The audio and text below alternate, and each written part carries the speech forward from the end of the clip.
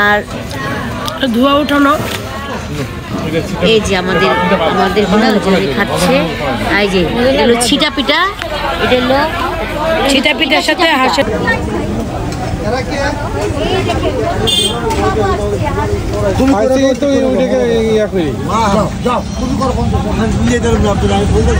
Mid নাইটে চলে আসছি।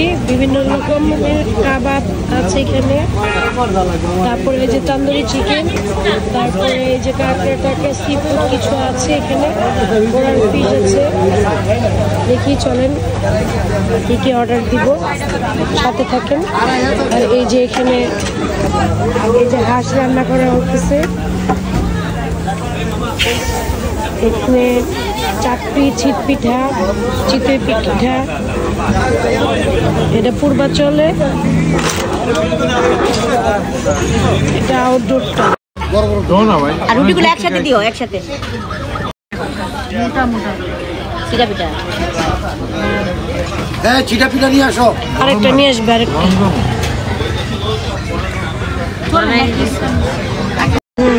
লেগ পিস এই যে রুমালি রুটি আর চাপটি। আমরা আবার ছিটা পিঠা আবার অর্ডার করেছি। আর ধোয়া উঠানো। এই যে আমাদের খাচ্ছে। এই যে হলো ছিটা পিঠা, এটা হলো ছিটা পিঠার সাথে হাঁসের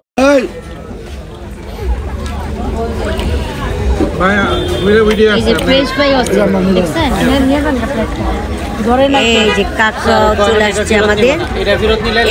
এই যে কাঁকড়া আমাদের চলে আসছে।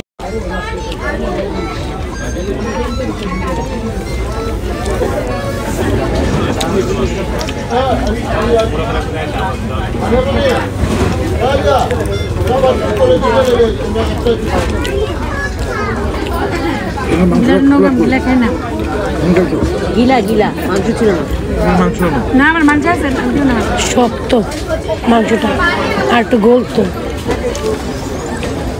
সেদিন নরম ছিল। মোবাইল দিয়ে খাইতে পারবি কোনটা ভালো, এটা না